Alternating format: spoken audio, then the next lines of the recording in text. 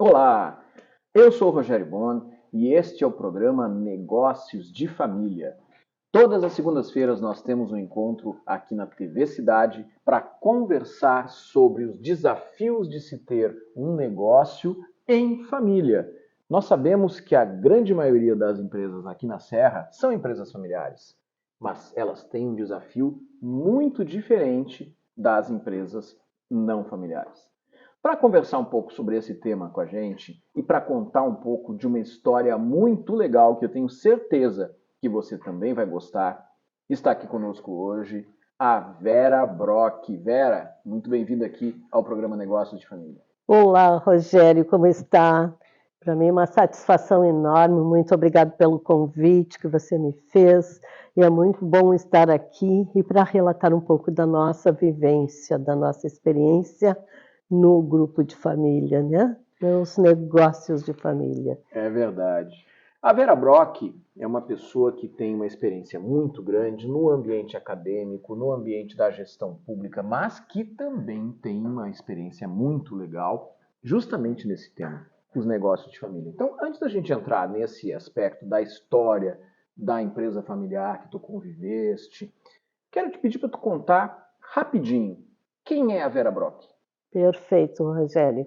A Vera Brock é uma profissional da área da educação e da administração. Sou empreendedora, consultora, sou palestrante e CEO da Brock Delphi Educação.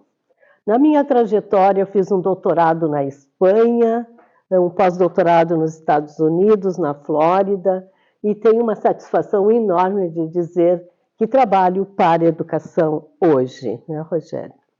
A Vera Brock é uma pessoa muito querida, que é amiga há muitos anos e já tivemos a felicidade de participar de eventos pelo mundo. Então, aprendo com ela cada vez que a gente conversa. Eu quero que vocês conheçam um pouquinho de uma história que é justamente a conexão da Vera com esse universo dos negócios de família.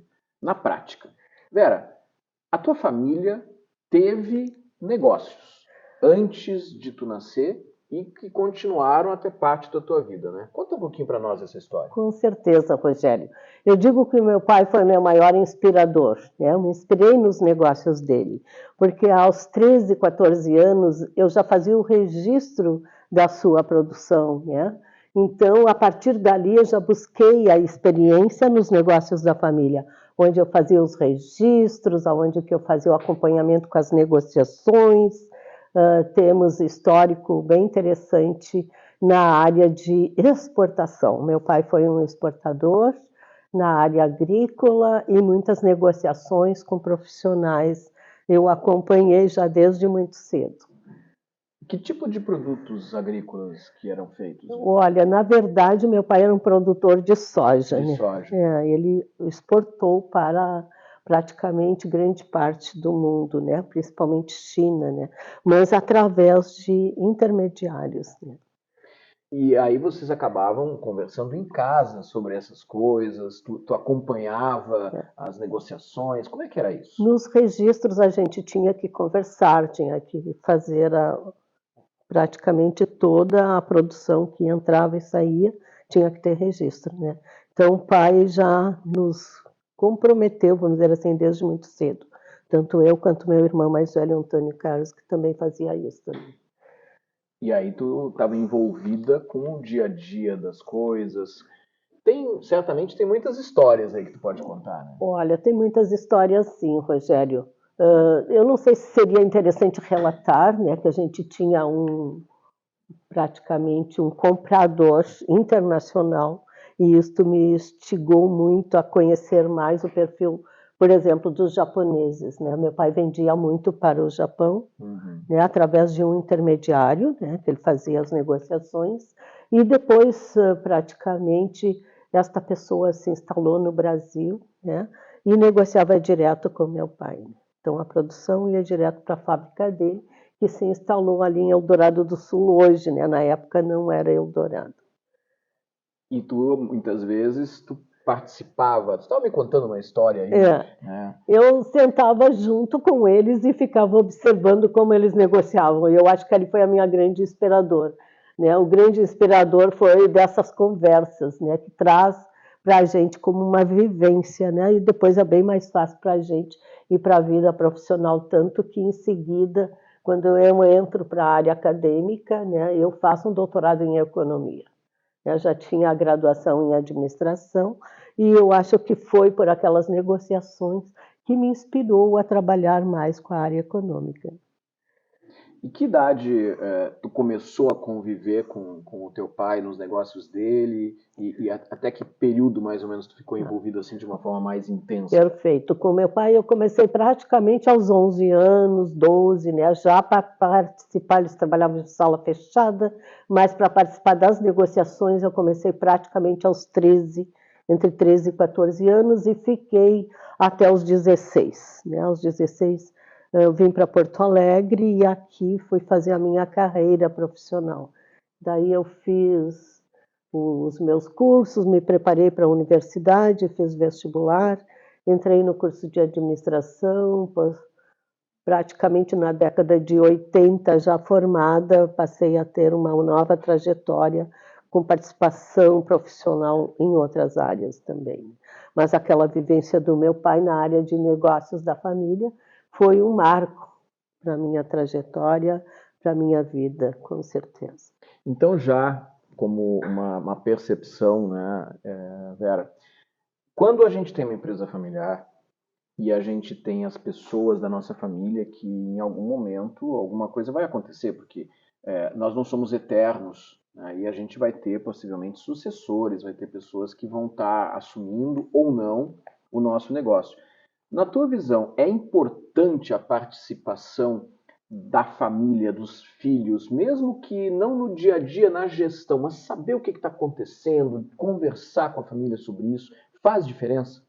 Com certeza faz diferença. Eu acho que, em primeiro lugar, né, os pais devem dar essa orientação para os filhos, porque ela serve de base profissional, né? Os negócios de família são importantes para todos e, com certeza, as vivências é mais válido para quem vai iniciar uma nova trajetória, né? Depois da fase de faculdade, tu tem que ter essa vivência. Se não tiver essa vivência, muitas vezes você faz um curso universitário e não sabe para onde ir, né? Então, se você já tem essa experiência em negócios de família, como é outra situação também eu conheci, participei dentro da família, que era um grupo que trabalhava com confecções. Confecções? Com roupas, E daí, hoje o prédio não existe mais, mas era ali na Rua da Praia, quase esquina com a Doutor Flores. Uhum. Ali, eu, aos 18 anos, eu trabalhei também para fazer um estágio para seguir numa outra empresa que trabalhei aos 18, aos 22 anos, quando ingressei na área pública. Esta também era de um primo, né, da família, que eu fiz meu primeiro estágio profissional nos negócios da família também. Este meu primo hoje, o nome dele era Altair, e ele já faleceu. Mas foi uma grande experiência, uma grande vivência para mim também, na época. Então, eu trago praticamente uma vivência nos negócios do meu pai e lá também com a parte de, vamos dizer assim, tecidos e confecções, né? Bem interessante também esta fase. Quantos anos a empresa da tua família, do teu pai, ela existiu? Por quanto tempo essa empresa ela funcionou? Na verdade, a empresa do meu pai ela só fechou há uns 4 anos, mais ou menos. Então, durante, vamos dizer assim, uns 45 anos predominou os negócios dele, né? Depois ele já ficou com uma certa idade e os filhos tomaram os seus rumos, né? Cada filho foi buscar os seus negócios, a sua formação. E daí a gente praticamente teve que fechar a empresa. Pera, agora tu me contava que o teu pai também foi uma pessoa que teve os seus negócios na área do agronegócio, mas que ele também andou na área de gestão pública, né? Conta um pouquinho sobre essa questão, esse envolvimento dele com política e com gestão pública. Perfeito. Meu pai, na verdade, nunca foi um político, ele foi, vamos dizer assim, um grande organizador. Ele era muito admirado pelas pessoas, uma das razões que eu tenho muito orgulho, né, de ter um pai com a influência que ele tinha no local, muitas influências, muitos amigos também, e numa prefeitura, que eu não vou citar no nome, no interior, teve alguns problemas, e ele, algum tempo, ele substituiu o prefeito do local, né? E ele praticamente assumiu o cargo de vice-prefeito. Então, ali não foi muito tempo, mas a gente que está na fase de adolescência, isso nos motiva muito e nos dá muito orgulho de ter uma personalidade como foi meu pai. Uma pessoa de personalidade muito forte, né? E com muitos amigos. E tanto que até hoje eu acho que eu sigo esse exemplo, né? Tenho muitos amigos em qualquer área do conhecimento que a gente atua. Né? Como é que é o nome do teu pai? Meu pai, falecido já, Adolfo Brock. Adolfo Brock. Assim, em homenagem a ele, então, esta lembrança aqui, né? Ah, que bacana. Eu acho muito interessante, né, Vera, porque quando a gente olha um negócio, tu está trazendo algumas questões que a gente sempre discute aqui no programa, que é o envolvimento da família desde cedo, conhecer o que está acontecendo, ao mesmo tempo um olhar externo, a capacitação. Então é um exemplo de resultado que isso traz. Né? Tu tens uma experiência e uma caminhada muito grande nesse universo da academia e também na área pública, porque tu também tiveste uma experiência bastante grande na área pública. Né? Aos 22 anos eu ingressei na área pública, né? Fiz carreira na área pública. Então, dos 22 aos 44 anos eu trabalhei na Prefeitura Municipal de Porto Alegre com muito orgulho, né? Fiz o meu concurso público, assumi, e depois da graduação, que na época, assim que a gente tivesse a graduação, fazia o concurso público interno. Eu ainda sou da década do concurso interno, antes da década de 80, praticamente. Ingressei em 75 e alguns anos depois me formei. Tirei 3º lugar no concurso interno, porque eu tinha muitos títulos, eu já fazia a minha carreira acadêmica, né? Então eu gostava de ter bastante, vamos dizer assim, conteúdo, ter os títulos que a gente vai acumulando, né? As designações por portaria do prefeito, isso tudo ajudava muito no concurso interno.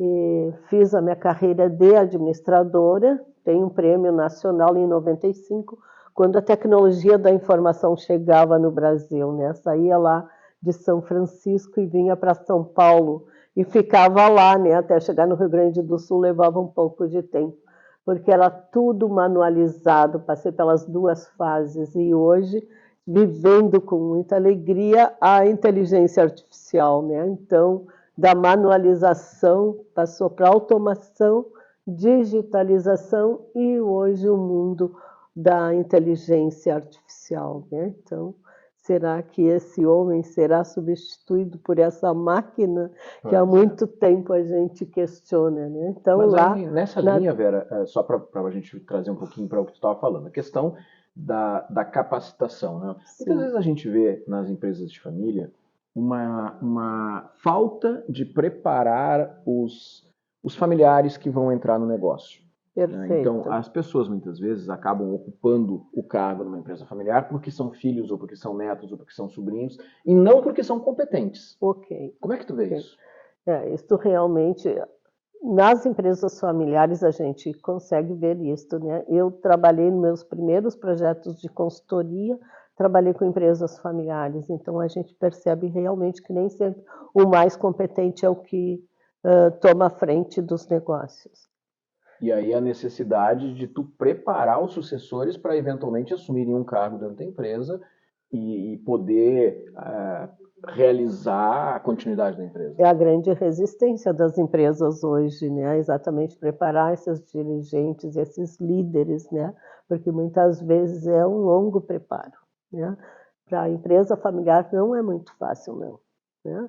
Existe a inveja entre os próprios irmãos, existe a resistência.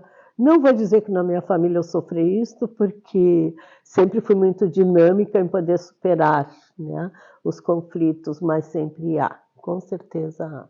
Eu sou a minha família somos 8 irmãos e 2 adotivos, então tu imagina que o processo de sucessão não foi muito fácil. Dois irmãos, muitas vezes, eles não brigavam, mas se olhavam com algumas resistências, né? Porque já tinham aquele, vamos dizer assim, um pouquinho de inveja. O pai prefere mais o outro. E isso existe, né? Existe sim. Hoje, depois de longo tempo decorrido, a gente sabe que temos que superar essas fases. Caso contrário, vira conflito. E muitas vezes nas empresas, quando não é tratado desse tipo de coisa, a própria empresa acaba entrando em crise por problema de relacionamento interno, por problema de não lidar com essas diferenças ou de preparar as pessoas. Né? Perfeito. Eu digo hoje, né, com a minha experiência de gestora, que a gente tem que preparar os líderes. Né? Preparação do líder é extremamente importante para que ele possa reconhecer também os seus liderados. Né?